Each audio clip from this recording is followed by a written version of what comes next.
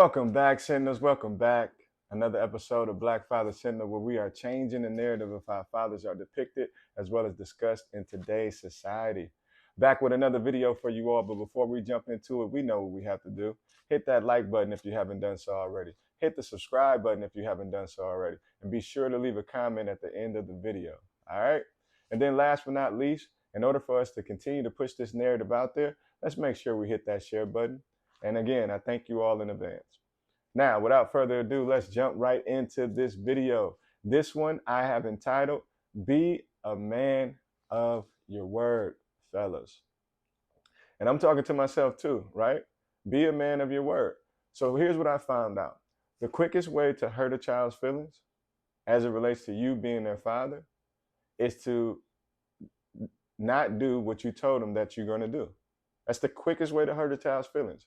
Some of you all know my backstory, but those who don't, like, I grew up without a father. I'm not talking to the point to where, I knew where he was in town and I would see him periodically. He just wasn't in the house. I'm talking about totally grew up without a father. I don't know what he looks like. I don't know what he talks like, what he walks like. I don't know his swag. I don't know anything about this man at all. Never seen him in my life. All right. But there was a time around when I was like 10 years old where my father gave me a call. I don't know how he got the number. But he gave my mom a call and he said that he will be in town or he will be picking me up on Christmas of that year. I think I was about 10 years old. And so I'm excited. I got an opportunity to talk to him on the phone. That was my first time hearing his voice on the phone. So you can just imagine how ecstatic I am at that time. I'm just like overwhelmed with joy. Like, yo, this is crazy. Because prior to that point, I just thought that, kids grow up with just a mom. Like I didn't know anything about a father, right? I knew of a father figure, which was my grandfather, but I didn't know that I personally had a father of my own. So it just blew my mind that he called me. I got a chance to hear his voice, and he was actually going to come pick me up and hang out with me that Christmas time.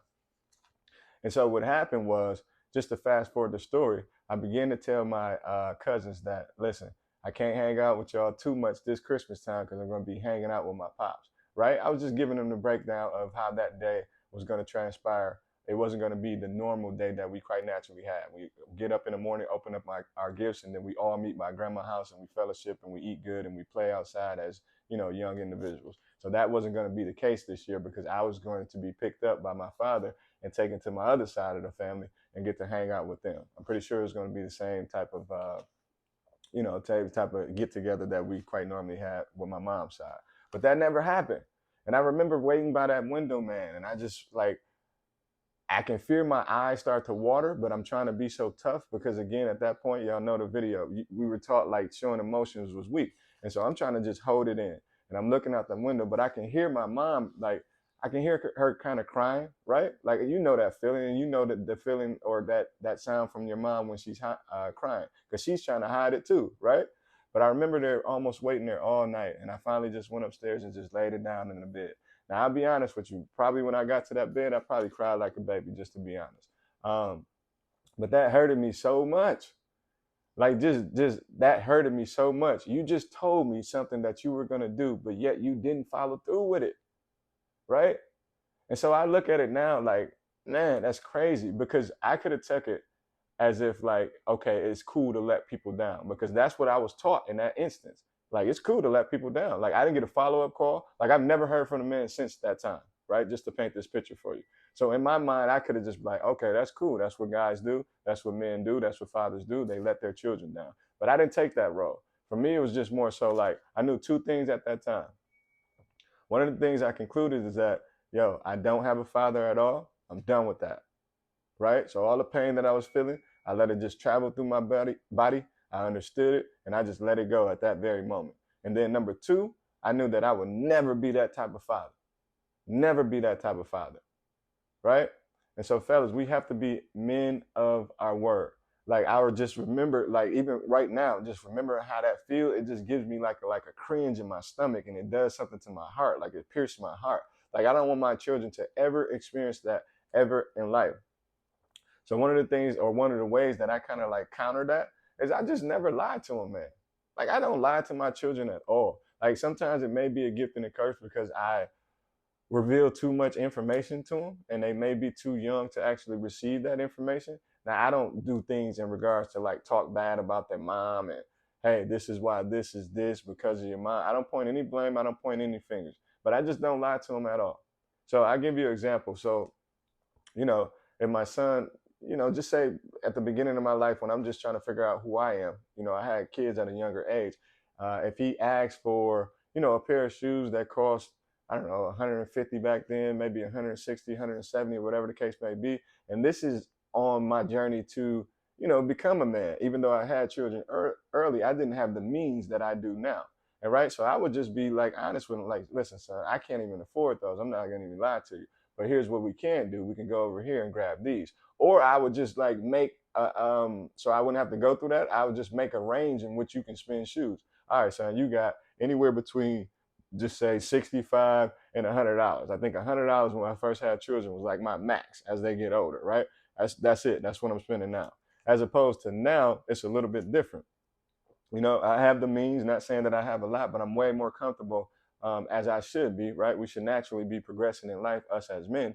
I'm way more comfortable now than I am, when I was younger, right? Even my older son, he talks to my younger son and tell him like, dude, you got it way different because dad had $100 limit when I was younger. You pretty much can get anything that you want, right? But not to fault. Like, I don't want to overly spoil these kids, and I don't think there's a such thing as overly spoil them, but I just want them to understand the value into things, right? And I want them to kind of like work for it. I don't think things should be quite naturally given to you all the time. But anyway, and so I don't lie to my children. I just keep it like honest with them, keeping it real. I just tell them the truth. It is what it is. Or, they may need me to take them somewhere. I'm actually preoccupied, so I can't get there. I don't try to play those games where let me see, we'll see about it. It's either a yay or a nay for me. Because fellas, let's be honest. We know if we're going to do it or not, right? I mean, some of us, we may still be at the point, if you like a younger father, that you may know how to hustle and scrape up the money. So you may have to tell them, we'll see. And then you get to work trying to hustle and build up the money to do whatever it is that they need you to do with the money. But nowadays, me as an older father, I know whether I'm going to do it or not, right? And so I just choose never to lie to them, man. Always be honest with your children. Be a man of your word. I'm telling you right now, fathers, that's the quickest way to hurt a child's feelings, whether it's your son or whether it's your daughter, right? Always be honest with your daughters as well.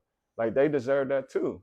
Because you don't want them to grow up thinking that it's cool for men to lie to them, right? And they just have to accept it.